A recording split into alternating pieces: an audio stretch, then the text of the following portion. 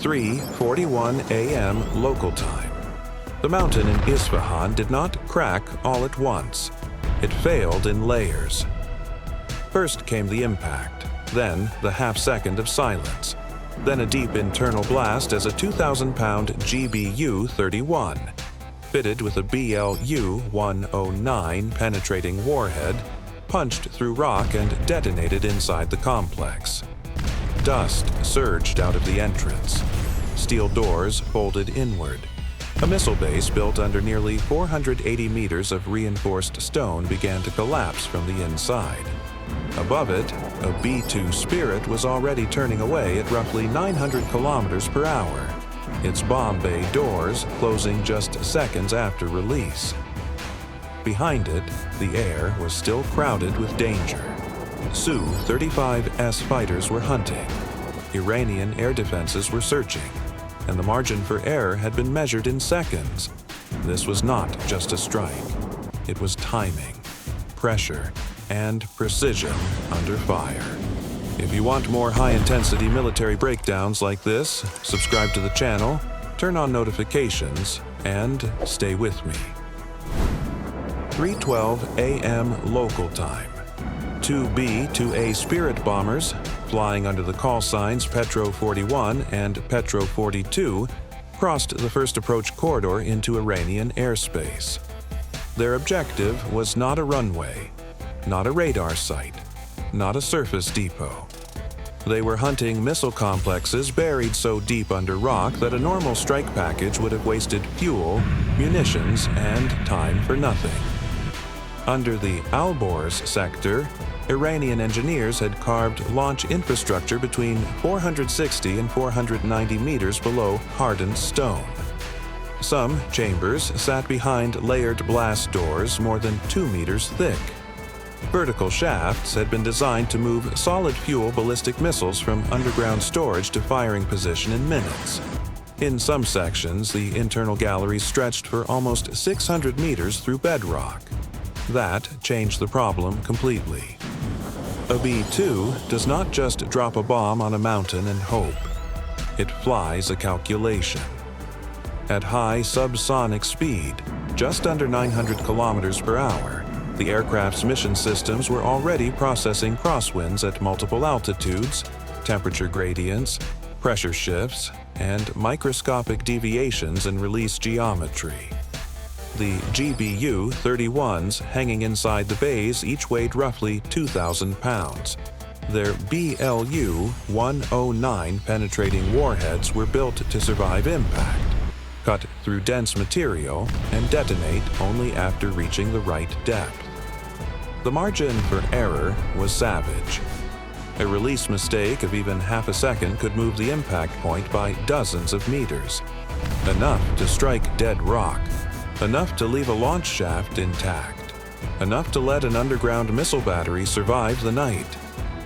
Inside the cockpit, there was no wasted motion, no extra language, no room for correction after the first mistake, because once the bomb run began, the mountain would get exactly one chance to be missed. 3:19 a.m. local time. The first warning did not come from a voice. It came from the tactical screen. Two fast-moving tracks lifted from a forward airbase to the northwest and began cutting across the corridor. Link 16 updated the picture in seconds. Telemetry matched the engine signature. AL-41F1S, SU-35S. The Iranian pilots did not make the amateur mistake of switching on their Airbus radars too early. They stayed dark. They used OLS-35 instead. Passive search, infrared, optical tracking, no broadcast, no easy warning. The distance started collapsing. 36 kilometers, 29, 22. At that range, the problem was no longer theoretical. One fighter dipped low along the mountain edge and climbed just enough to get a cleaner look at the B-2's rear aspect. The escort reacted immediately. Almost 95 kilometers out, an F-15E Strike Eagle lit up its APG-82 AESA radar and pushed the entire sector into a different fight. Then came the first shot. An AIM-120D broke away at high speed, crossed the dark sky, and slammed into the upper rock face after the Su-35S snapped down behind the ridge. The explosion was not a kill, but it was violent enough to throw debris across the slope and force the Iranian formation to reset its angle of approach. That bought time, not safety, because the fighters were still there, still moving through the valleys, still waiting for the exact second the bombers would become vulnerable. And that second was coming fast. 3:27 a.m. local time.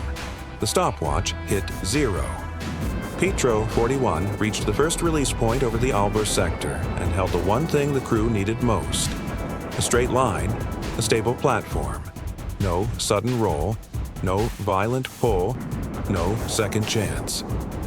Then the bomb bay doors opened. In less than 2 seconds, the B-2 changed from a stealth platform with a tiny radar signature into a target large enough to matter across half the sector. The aircraft was still moving at roughly 890 kilometers per hour. 16 GBU-31 bombs, each weighing around 2,000 pounds, began dropping in sequence from the open bays. Their BLU-109 warheads were not built for spectacle. They were built for entry, delay, detonation in the right place. Below, the impact geometry was brutal. The first weapons drove into the mountain through ventilation inlets, access cuts, and reinforced upper channels mapped before the mission. Granite fractured. Shock pressure rolled through interior shafts. Then the main blast came. Not outside, inside. A deep, compressed detonation that hit the launch chambers and support galleries under hundreds of meters of rock. Steel doors buckled inward, internal lifts jammed, secondary support walls failed in sequence. Within seconds, part of the complex began collapsing into itself. But at the exact moment the strike turned successful, the sky turned lethal. A Su-35S had been waiting low behind the ridgeline. The instant the B-2 exposed itself, the fighter climbed hard through the mountain shadow at maximum afterburner. Distance: 15 kilometers, then less. The tactical display flashed red. Launch warning. An R-74M had left the rail and was already accelerating toward the bomber's hot exhaust. The worst part was mathematical. The B-2 could not brake immediately, not with bombs still clearing the bay. A hard maneuver at that speed, with the release sequence still active, risked collision inside the weapons compartment. So the crew did the only thing doctrine allowed. They held the line for several more seconds while a missile closed fast from the rear quarter.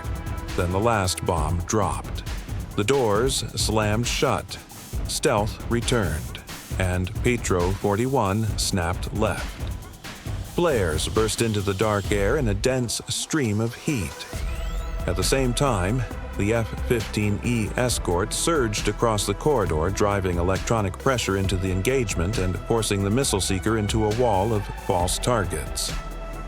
The R-74M lost coherence in the clutter and detonated well off the bomber's wing, close enough to be seen, not close enough to end the mission. By then, the damage below was already irreversible.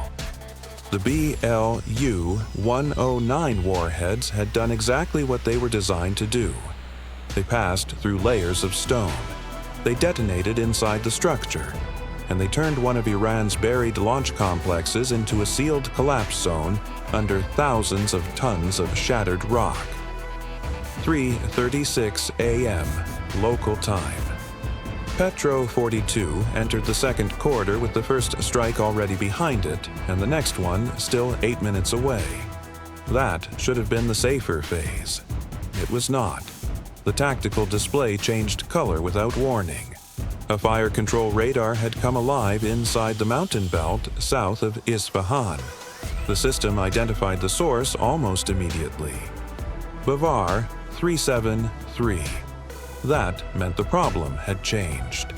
A fighter can lose you in terrain. A surface-to-air battery can kill you from far beyond visual range. The lock stabilized for less than 3 seconds. That was enough. Deep below, the Iranian crew committed. A Sayyad 4B left the launcher and drove upward through the dark, accelerating hard into thinner air, with the sole purpose of reaching the B-2 before the bomber reached its own release point. The numbers were vicious. At that geometry, the American side estimated roughly 61 seconds before the harm solution could erase the radar. The Iranian missile needed about 58, 3 seconds. That was the gap between survival and wreckage. An EA-18G Growler, already listening across the spectrum, reacted at once. Its ALQ-249 pod flooded the engagement zone with interference. Then an AGM-88G Harm came off the rail and turned directly toward the emitting radar, climbing fast and holding the beam like a knife following a flashlight in the dark. Inside Petro 42, there was almost nothing to do. No sharp turn, no wild descent. No panic move that would ruin the approach geometry. Only time, only the screen, only the shrinking map. 10 seconds. The jamming thickened. The Sayyad 4B began making small course corrections inside the electronic distortion, each one bleeding energy, each one shaving speed from an intercept that had no margin to spare. That was enough to bend the outcome. The harm arrived first. 13,000 meters below, the Bavar 373 radar position disappeared in a blast of fire, broken metal, and collapsing equipment. Above, the Sayyad 4B lost guidance almost instantly. Its link went dead. Its path drifted. Then the missile detonated prematurely in open sky, roughly 3 kilometers short of Petro 42. The bomber kept flying. The corridor was still contested. The target was still ahead. And the next complication was already building over Isfahan. 3:44 a.m. local time. Petro 42 was less than 4 minutes from the Isfahan release point when the air picture became crowded for a completely different reason. Not Iranian fighters, not another missile battery, friendly aircraft. 2 Israeli F-35. I fighters had pushed low into the same sector, hunting mobile launch vehicles and fuel carriers along the outer access roads. The problem was immediate. Their route crossed too close to the bomber's planned release corridor. Mission Control issued a correction at once. Shift the release point roughly 3.2 kilometers north. Keep the timing. Keep the attack geometry. Rebuild the solution in flight. In a transport aircraft, that is a minor adjustment. In a B-2 carrying smart bombs at high subsonic speed, it is a workload spike with no spare seconds. The commander dropped his eyes to the tactical keyboard and began re-entering coordinates for the remaining GBU-31s, while the aircraft kept eating distance at nearly 15 kilometers per minute. One wrong line. One wrong digit. And a weapon meant for a buried entrance could land on empty rock. Below, the fight was still moving. A thermal flash appeared off the left side of the screen. One of the F-35Es had just released a GBU-39 onto an Iranian fuel truck. The blast was sharp, compact, and bright enough to wash part of Petro 42's infrared picture for almost 2 seconds. Then the image returned. 65 seconds to release. The final code line locked in. New trajectories confirmed. Petro 42 opened its bomb bay doors and dropped the first group of GBU-31s into the eastern and western access cuts of the Isfahan complex. BLU-109 warheads drove through reinforced rock, then detonated inside, collapsing entry galleries and sealing the site under falling stone and fractured concrete. But the mission was still not finished. After turning southeast and covering almost 490 kilometers, Petro 42 reached the final objective: Korgu. Unlike the earlier complexes, this site was still active. Armored hatches were opening on a cycle of roughly 7.5 minutes, feeding ballistic missiles toward launch position. That changed the requirement completely. The bomber did not need to block the mountain. It needed to hit the system while it was open. At 4:01 a.m., the bay doors opened again. The last GBU-31s fell into the launch zone. One BLU-109 punched straight through the exposed silo line and detonated in the lift machinery below. Another followed through the adjacent opening. The remaining bombs walked across vents, access gates, and support points in a precise sequence, wrecking the reload system and burying the rest under a new collapse. By the time Petro 42 turned away, Korgu had gone dark. 4:03 a.m. local time. The Link 16 picture began to settle. One buried complex in Alborz had been crushed from the inside. The access network at Isfahan had been sealed under rock and reinforced concrete. And Korgu, which had still been feeding missiles toward launch only minutes earlier, had gone dark after its lift system. Rails and silo line were shattered in sequence. By the end of the strike window, more than 24 tons of precision-guided ordnance had been delivered across multiple targets. Several attack decisions had been made with margins as thin as 3 seconds. In one phase, the difference between survival and failure was barely the time it takes to draw a breath. That is the part that stays with me. Not only the explosions, not only the aircraft, the timing. My personal view is simple. The most dangerous weapon in this story was not just the GBU-31, the BLU-109, or even the B-2 Spirit itself. It was the ability to connect stealth, jamming, tracking, route control, and release timing into one chain that held together under pressure. If one link had failed, the outcome could have changed very quickly. And that raises the real question. What do you think mattered most in this operation? The B-2 Spirit's stealth, the support from F-15E and EA-18G Growler, or the precision of the release window itself? And which moment felt most critical to you?